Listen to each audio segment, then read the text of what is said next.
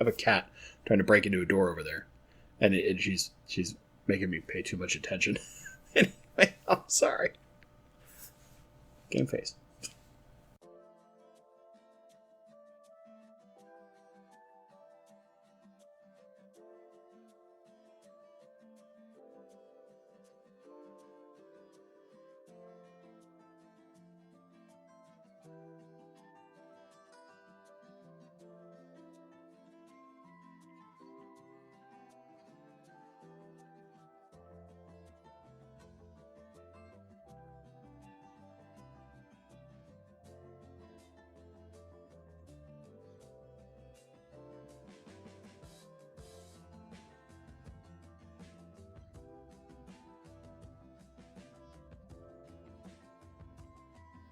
Hello everyone, this is Bentley, and today we're going to do the second video from AGA featuring man, myth, legend, my personal fish hero, the Indiana Jones of Rainbowfish. There's a million other titles for him, and that's Gary Lange.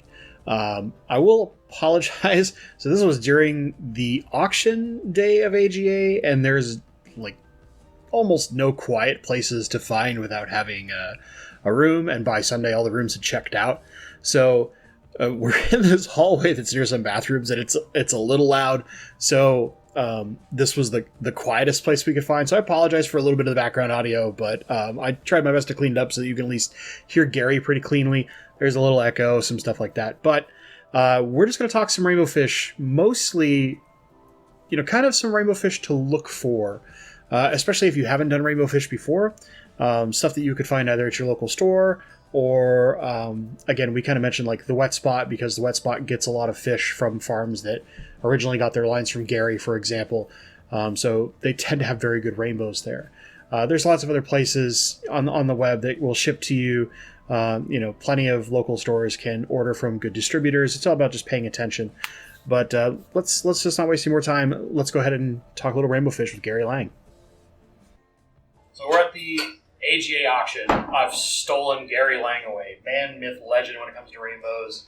Master breeder. You've got a million titles. I can't list them all in the amount of time we have.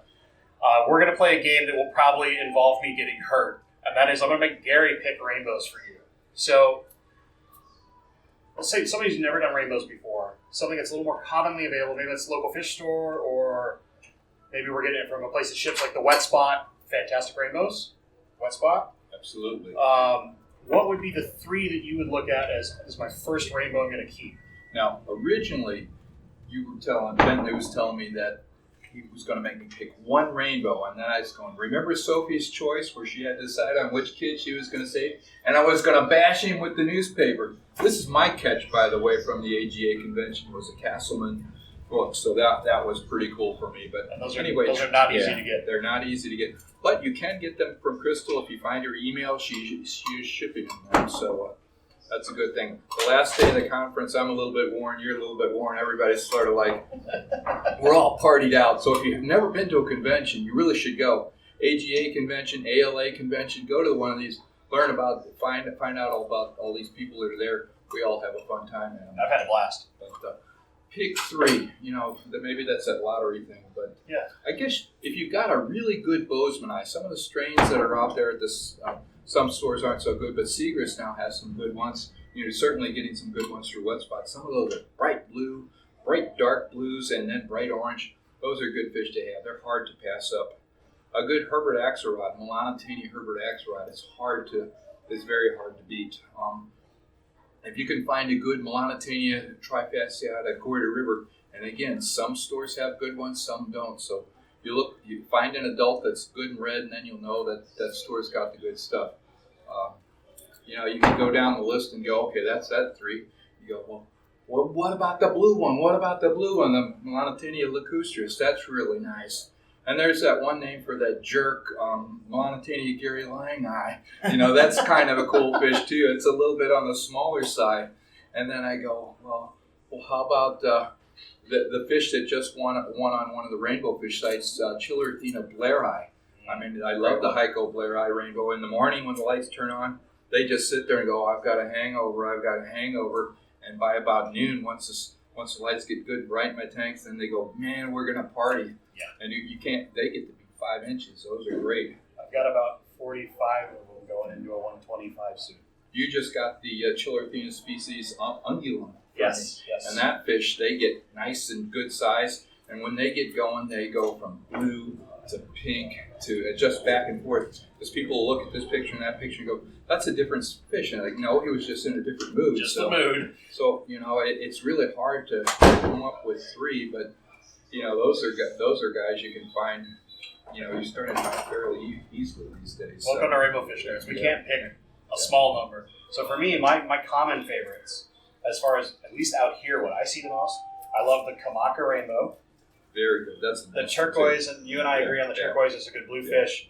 And then the fish that hooked me was the Bozeman. Yeah, it's pretty awesome. It's hard not to love the Bozeman. So let's go kind of one step higher. Maybe we got to find breeders, like some of the people that are in the Rainbowfish Live group.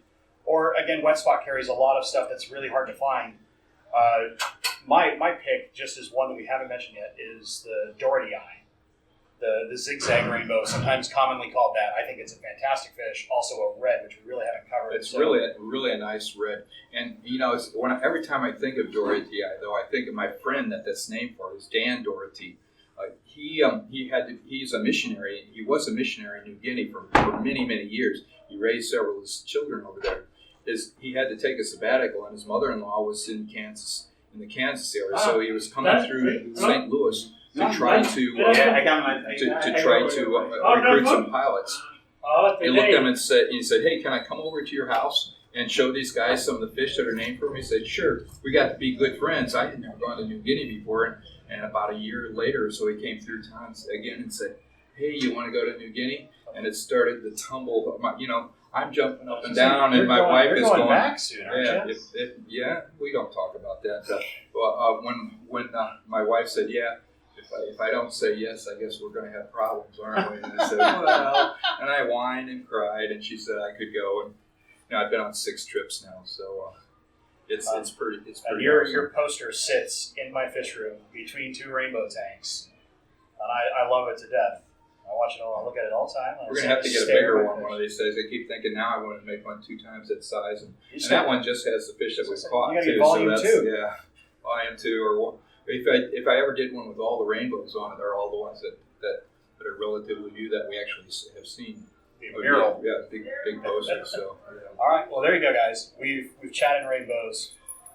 Definitely take a look at those, especially if you don't have a local fish store that gets good rainbows. Check out the Wet Spot. They're probably the best place to get rainbows shipped to you within the United States. If you're in Europe, you're probably spoiled because you get some amazing stuff out there. From the IRG, absolutely go there for sure. And then if all else fails, if you're in Australia, you just go and find them in the river. Oh, you've got ANCFA out there too. You've got a big organization out there, ANCFA. So I'm super jealous. Absolutely cool. Gary, thank you so much. Thanks. I'll let you get back and have fun. See you. Bye. There you go, guys. There's a kind of short conversation about rainbows with Gary Lange. I didn't want to take too much of his time. He was here at AGA for fun, so I don't want to hog all of his time while he's here for fun with some friends to then make him record YouTube stuff. He was really nice and let me have about 5 minutes with him, but beyond that, he's here to socialize. And if you watch my Instagram, you saw that I was sitting during the banquet. I was sitting at a table with Gary. We were socializing, having fun. I short that little short thing just for kicks, but for the most part, I don't want to burn too much of his time on the YouTube thing. That's definitely not why he was in town. And but it was great that he gave me a little bit of time and we talked some awesome rainbow fish.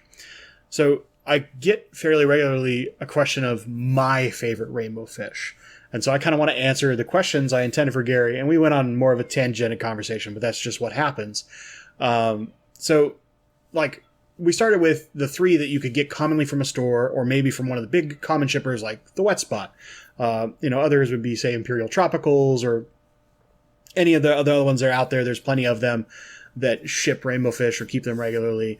Although I would prefer the Wet Spot just because I know where a lot of their lines come from and they tend to be really good ones.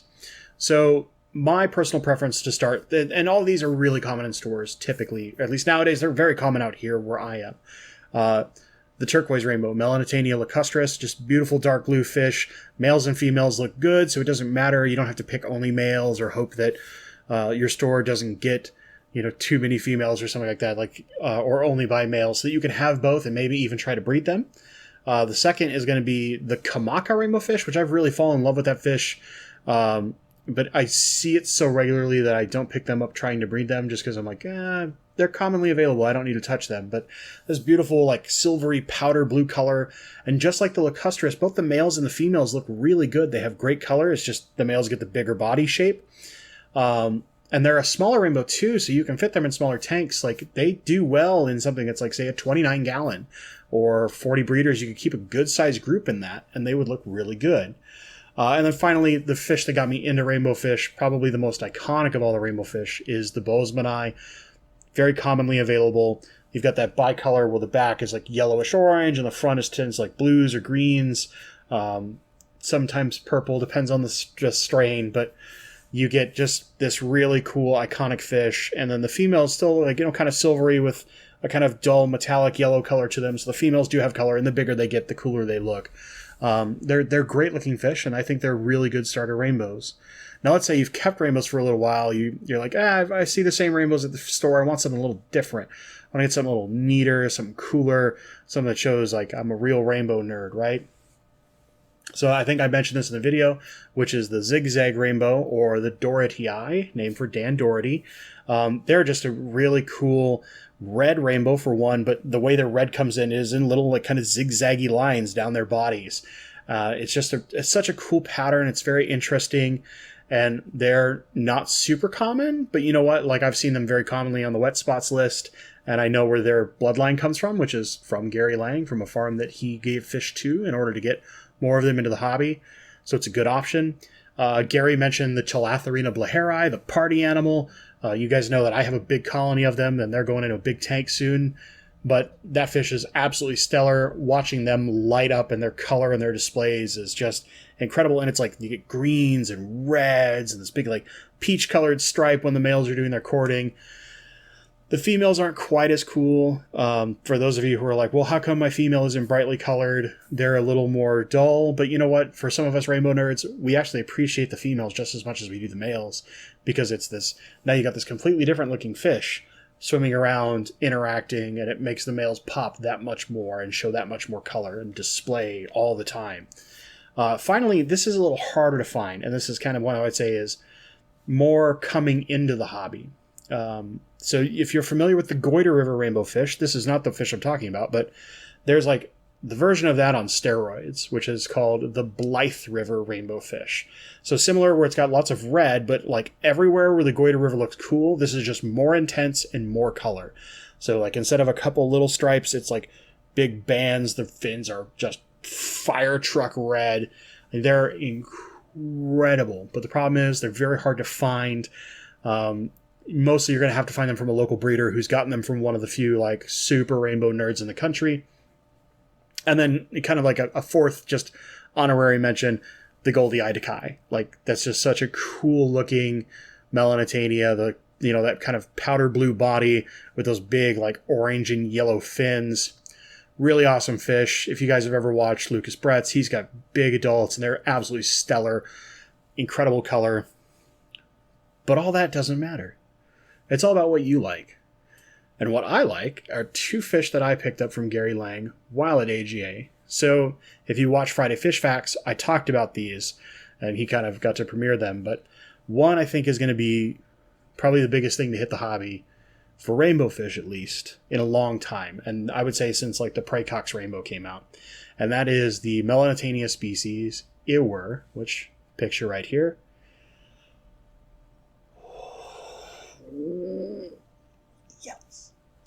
Yes. Here's the kicker. Looks like a Goldie-eyed Akai, gets 2.5 inches. That's it. That's a dwarf rainbow species with that much color. Now you can see in the picture, the female in the back, a little less color, a little more subdued, but still color. But that male is just lights out. It's that. Ooh, yes. And I cannot wait because they're brand new to the hobby. These just came in basically to the United States within the last year. Very few people in the U.S. have them right now. I'm lucky. I have some from Gary. And I'm going to breed the heck out of them.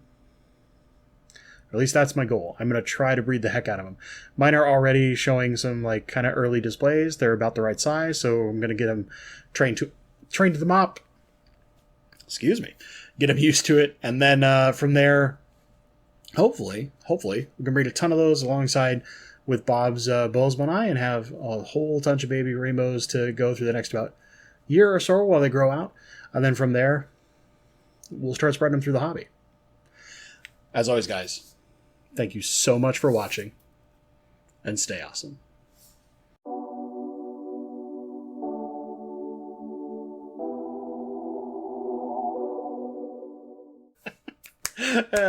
Okay. Game face, stop laughing at the cats.